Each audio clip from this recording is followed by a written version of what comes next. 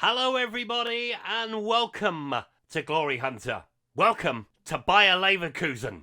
That is right, after 2 years at Villarreal, we have joined the mighty Bayer Leverkusen. And as you can see, the reason why Mark van Bommel was sacked at the end of last season. After a 6th place finish for Leverkusen, which apparently is not good enough. So I've got my work cut out straight away as I enter the job in Germany.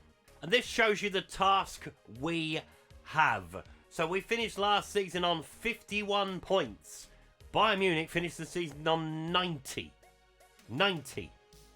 So that's a hell of a gap to make up to catch them. We are in the Europa League, so we're swapping Champions League for Europa League. Obviously, we've already run the Europa League in Spain. So if we do it again, it's not a bad thing, but it won't really count towards our grand total. Now, there has been some transfer activity this summer. Let's have a look at it. So the infamous transfer blocker is back in its place. I call it infamous. I think I'm the only one that does that. So, players who were with the football club who have moved on. Nathan Teller has joined Rennes. Owen Beck has gone to Brighton for £2.3 million. Ryan Sessegnon has gone to Marseille. I was a little bit disappointed with that one, but there wasn't really much I could do about it. It was all agreed before I arrived. Edouard Spaziza has joined Lazio on loan. He's probably about the only one really else to talk about. Let's talk about the 4 that have come in though so far. And we start with a new goalkeeper in between the sticks as Lucas Perry has joined us from Botafogo in Brazil. 3-star goalkeeper. Very good on paper, to be fair. Needed a new goalkeeper. The 2 that we've got already. Hideki's very old now at 35. And it's only a 2-star goalkeeper. His backup wasn't much better. So yeah, we've bought in Perry. And it's a good bit of business for just £8.25 million. A transfer that was confirmed after his loan spell, and that is Dacro Fofana. He has joined us from Chelsea for a fee of £14.25 million. I'm alright with this. Only 3 goals last season in 15 games, but that's a 1 in 4 ratio if my maths is right. Pace of 16, acceleration of 16, potential to be a 3-star player, finishing only of 12, but that will improve. He's only 22. Now, this is something I might make a thing throughout the series. Jack Clark has joined us on loan from Villarreal with an option to buy him at the end. There wasn't an awful lot of funds around when this happened. We had like 1.5 million in the transfer budget. This was before everything kind of just ticked on. So yeah, Jack Clark is here to play on that left-hand side. Will probably be a backup player. If I'm brutally honest, he is down as a squad player, so he will not hopefully get upset. He's only 2.5 star, bless him. 24. I love him. I can't help it. And the last man in the door so far is Luka Suic. He has joined us from Red Bull Salzburg. Now, he's paid his release clause of £14.5 million. He looks a very good player on paper. Pace of 17, agility of 16, dribbling, technique, off the ball, vision, all very, very good. If he plays his cards right and we use him in the right way, obviously he can play in centre midfield, he can play behind the striker as well. I'm hoping for good things from this kid. Because there was one reason why I wasn't worried about a small transfer budget. That's because we've got some very good players here already. Jeremy Frimpong, which we'll take a look at shortly. Alex Grimaldo, Granit Xhaka's here. Pero Hikapi, who has been touted around Europe for some time. Edmund Tupsoba, same thing for him. Florian Wirtz, another player that we'll take a look at shortly. Victor Boniface, Patrick Schick, Palacios is here. So there are some really good players within this squad. Let's take a look at a few of them. And we start with Jeremy Frimpong. Probably our best player. Definitely on paper, our best player. Now, he does want to move on. He has ambitions to play for a bigger club. I get that. If they hit the £75 million price tag, they can have him.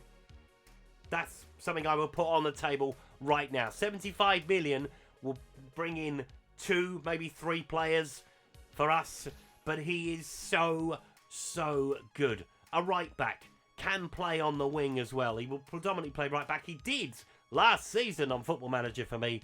If it's anything like that we had when we were with Tottenham last year, I am going to be very happy. And I'm very happy to have Edmund Tapsoba with us as well. Now, he is wanted by Liverpool. They can go and whistle, frankly. 3.5-star defender, 26 years of age, in the prime of his career, will be a leader at the back for me. Yeah, he will be the brick at the bottom of the pyramid. That makes sense. The next brick up in the ladder, I've started something now, is Robert Andrich. 30 years of age, has been with Bayer Leverkusen for 5 years now. A stalwart in the modern day. Stamina of 16, aggression of 17, bravery of 16, midfield dynamo, I think is what I'll call him. He is kind of my Comsansa from Villarreal. A utility player that will play, but will probably be in and out of the team quite a lot. We'll see what happens. One player I am delighted to have is Florian Wirtz. Now, I've looked at him a few times in the last couple of Football Managers, and his price has been exorbitant, to say the least. So I've never been able to bring him in. I'm delighted he's here. Attacking midfielder, and has very much a lot of potential. Flair of 17, vision of 16, that will only increase. It looks like it's going up already. First touch, dribbling. He has the potential to be a very good player. And I'm hoping he can do the business. And then we end our roundup at the top of the pitch with Patrick Schick. Now, I love Patrick. 29 years of age, finishing of 15, first touch of 16, heading of 16, technique of 16. He reminds me a lot of Alex Sorloff, which is not necessarily a bad thing, but he definitely knows where the net is. 57 goals in 124 appearances so far. In the system that we play, it's ideal for him as an advanced forward. Hopefully, fingers crossed at least, we can do the business with him. And in terms of what we've actually got, I don't think we're going to need much more, if I'm brutally honest, unless something changes within someone leaving, like I mentioned with Frimpong earlier on. See, Tapsoba's wanted by Liverpool. There are another couple of players who are wanted by other clubs as a central defender that is going out the door. So we may bring in another centre-back to kind of cover that off. Other than that, I think we're pretty good. And I'm delighted. That's why I was so keen to come to Leverkusen. Because it's already here. The building blocks are already in place. We've just got to see it through now. Tactics-wise, you won't see much of a change from what happened in Spain. 4-2-3-1 for us. Maybe on the positive more than on the balanced. I'll tell you why. Bayer Leverkusen are probably one of the better sides in this league. Maybe in the top 2 or 3. You've got Bayern leading the way, obviously. Dortmund, Leipzig. Then it comes to Leverkusen. So it's kind of the same sort of position as what we were in with Villarreal, but I think there are weaker teams within this division. Obviously, we'll find out with the Bundesliga. It's a long time since I've been here in Germany. So yeah, 4-2-3-1 for us. As I say, not really much change. Fingers crossed the results will just keep flowing. So taking a look at the season preview, and to emphasise my point from earlier, that there are some good sides in Germany, but there is a core group of them. So Bayern Munich, quite rightly, I mean, they've won this thing like 9 times in a row now. They are 1-3. Leipzig are at 14-1. We're at 14-1. Then you've got Dortmund at 15-1. Then there is a massive gap to Wolfsburg at 50-1. Heidenheim, who finished second last season, 300-1 for the title. So it shows that you can come up if everybody else has a bit of a poor season. I mean, Dortmund finished 12th last year.